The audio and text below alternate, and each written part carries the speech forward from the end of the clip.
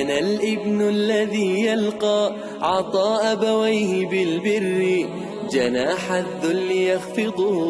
ويسعد قربهم صدري أنا الابن الذي يلقى عطاء أبويه بالبر جناح الذل يخفضه ويسعد قربهم أنا الابن تابعي جليلة عروة ابن الزبير قصديسي عروة ابن الزبير وحاوها أحد العلماء تابعي بوها بل وحوها رجع أقول عبادة بدل تابعين تأيوها أبيه وحوها زبير ابن العوام بوها صحابي الأولاني أيوها حواري الرسول بوها عليه الصلاة والسلام هو يدين وحي أهيد أسماء بنت أبي بكر الصديق أو بكر الصديق قبل سي أسماء الأولاني أيه يدين أهيد هبريتي متى قانا وعائشة رضي الله عنها وأرضاها إن أبو بكر الصديق وياه أم المؤمنين زوج رسول الله صلى الله عليه وسلم ولكن سوينانا وحال أورنشري عبد الله بن الزبير أي الأورنشري وحوها عبد الله بن الزبير صحابي كطوافي كعبده isagoo oo dabaalanaya kacbada roob baa ku da'ay dabaal buu ay ku dawaafay kacbada urwa taabicigaasi sabirkiisa wax ka soo qaadanayna noloshu waa ibtilaa baan yiri imtixaan waxay dhacday qisadani waqtigii khaliifat alwaliid ibn abd almalik uu jiray oo khaliifada ahaa ayay dhacday خليفة الوليد ابن عبد الملك أيا وحا عروة ابن الزبير وكعد صدي إنه صاب بغضة دمشق إنه صاب بغضة وماشي خلافة الأموية وياه حقا يصاب بغضة كوي عروة استياري سفر كاسو اسكو دياري وحكتها يا ومدينة المنورة دمشق بتجايا سوريا تضبع عرورو داري ويلكي ووجه إعلان أيوك حيست حقا إيا الشام أيو جيستي طريقة مركوسي سعودي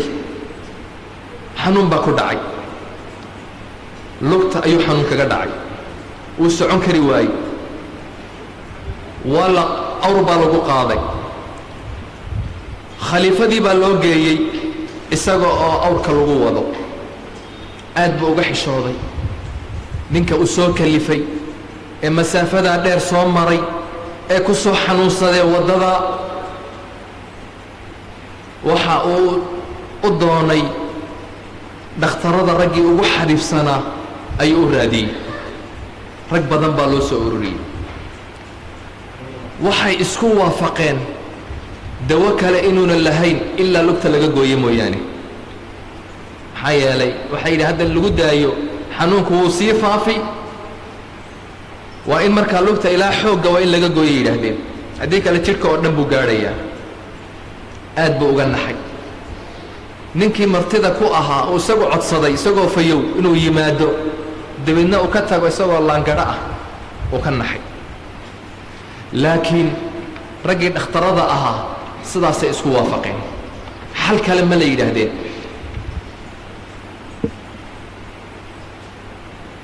مركي الله شاقي isagii curwa la yiri lugta laga goynaya inta ciribti ila xooga waxa uu yiri allahumma lakal hamd ilaahay adiga ma hadle in badan ba icaafisay in badan ba xanuun badan iga ilaalisay maanta hadii ay dhibaato ay timid allahumma lakal hamd atibadi oo dhan dhakhtaradii oo dhan ba isugu yimid waxay ku yiraahdeen wax ku sooxiya ayanu ku sameyn sharaab baan ku siin waa diiday waxay yiraahdeen waad xanuunsani lugta markaan ka goynay miishaariya laga goynay marka waxay yiraahdeen waad xanuunsan waa inaan ama khamro ku siino si aad u dareemin ama sharaab kale aan ku siino waxa oo dhan wuu iska diiday waxay yiraahdeen maxay yeelna hadaba سيد أتكيسن وحير دعوني أصلي إداية وانتكن صلاة مركان قالوا wax aan dareema male ilaahay rabbi subxaanahu wa tacaala ayaan la xidhiidhaa qur'aankan micnihiisa dareemaa aakhiraan xasuustaa waxaa naftayda aan dareensiiyaa ilaahay subxaanahu wa tacaala inaan hor joogo marka aan salaada gale buu yidhi lugta iga gooye marka wuu bilaabay salaaddii buu galay waa sujuuday markuu sujuuddii u galay ayay xooggiisii faydeen markaasay miishaar soo qaateen way ka goynayeen radia allaahu canhu markii lugtii bay ka gooyeen isagoo oo sujuudsan wax u dareemayna male dhiigguna aad bay uga da'ayeen saliid bay weel ku soo kariyeen ma jirto wax dhiigga lagu qabto saliid ayay u soo kariyeen saliiddii bay dabadeedna lugta u geliyeen xaraaradii iyo kuleylkii buu adkaysan waayey wuu suuxay radia allaahu canhu arrintu iyada oo xagga ay marayso uu jiifo uu suuxsan yahay ayaa khaliifadiina uu kor taagan yahay ayaa khaliifadii war baa loo wadaa wiilkii yaraayee curwa uu dhalee la socday inankiisii yaraa u jeclaa ayaa waxa uu ku ciyaarayey dibadda faras baa ku joogjoogsaday kii yaraana wuu dhintay warkaasaa loo keenay khaliifadii aad buu u naxay odaygii curwo ah lug baa laga gooyey wiilkiisana wuu dhintay curwa markii uu soo kacay amiirkii baa la hadlay khaliifadii waxa uu ku yidhi ilaahay ha kaa sabir siiyo lugtaadii tagtay allaahumma laka alxamdi buu yidhi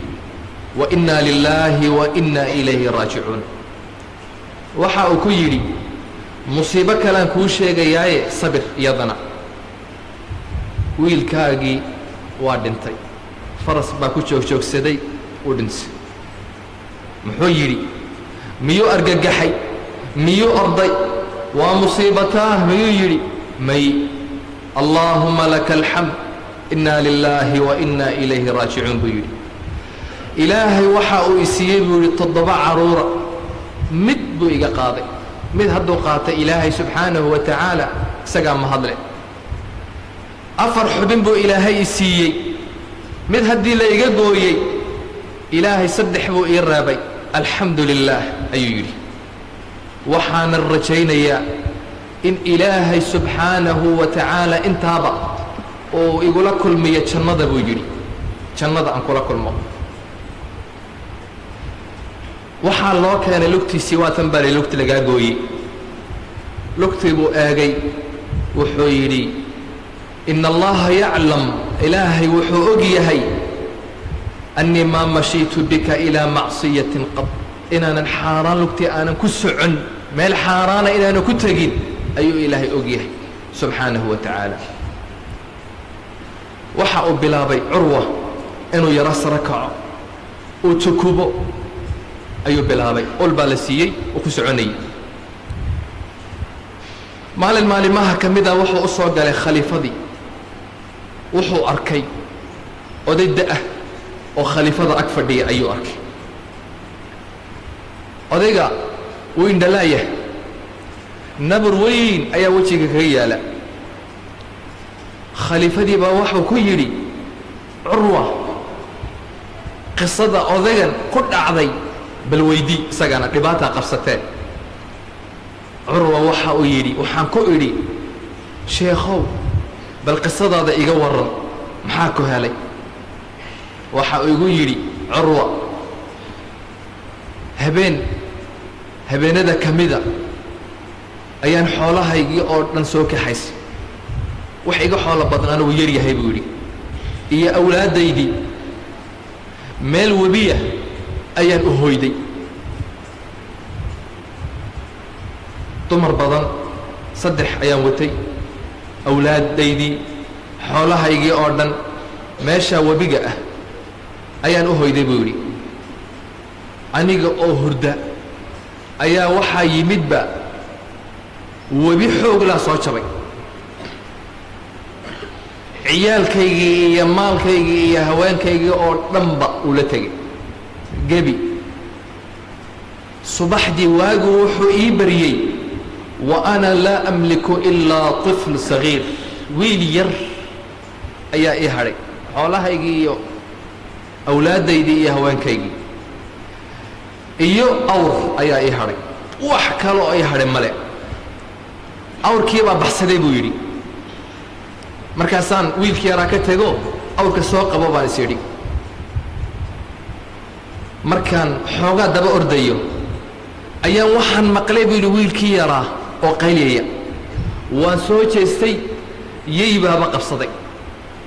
yey ayaa afka ku haystaba dib baan u soo noqday si aan wiilka yar uga rido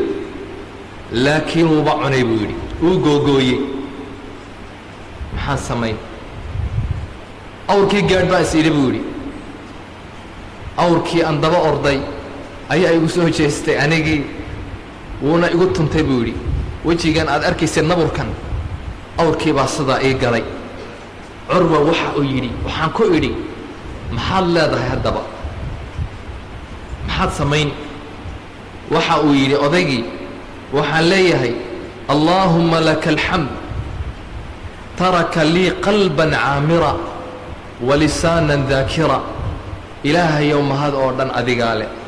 qalbi baad isiisay caamira iimaan ka buuxo dikrigii ilaahay iyo ka buuxo iyo carab ayaad ii reebtay aan kugu xusaya ilaahayo subxaanahu wa tacaala bal cajiib u fiirsada iimaan buu hayaa wax u hadhay male wax u hadhay male qalbi buu hayaa iimaan buu hayaa wax qofku hadduu iimaan u hayo nimcad oo dhan wuu haystaa innakuna maanta qofku hadduu masruufkiisii u waayo waxau ku leeyahay ilaahay dee waddu iga jeexda waayaha buu ku leeyahay waxba ma hayo waxba imtixaanku wakaa waa imtixaan la imtixaanay ilaahay waxa uu leeyahay walanabluwannakum bishayءin min alkhawfi wاljuuci wanaqsin min alamwaali wاlanfusi wاlhamaraat wabashir الsaabiriin waxaan inagu imtixaanaynaa buu ilaahay leeyahay inagu ibtilaynaynaa cabsi gaajo maalka oo kaa naaqusma carruur oo kaa dhimata mudho od weydid abaaro ilaahay waxa uu leeyahay wabashir الsaabiriin u bishaaree nebi allah kuwa saabiriinta ah aladiina idaa asaabathum musiiba kuwa markay musiiba ay ku dhacdo qaaluu inna lilaahi wa inna ilayhi raajicuun kuwa yidhahda inna lilaahi wa inna ilayhi raajicuun ilaahay baan u sugannahay ilaahayna waan u noqonaynaa subxaanahu wa tacaala ulaa'ika calayhim salawaatu min rabbihim waraxma wa ulaa'ika hum lmuhtaduun kuwaasuu ilaahay subxaanahu wa tacaala u naxariisanaya وميض الحب ألبسني حنينا لم يغب عني لأني منك هل أنسى بأنك دائما مني وميض الحب ألبسني حنينا لم يغب عني لأني منك هل أنسى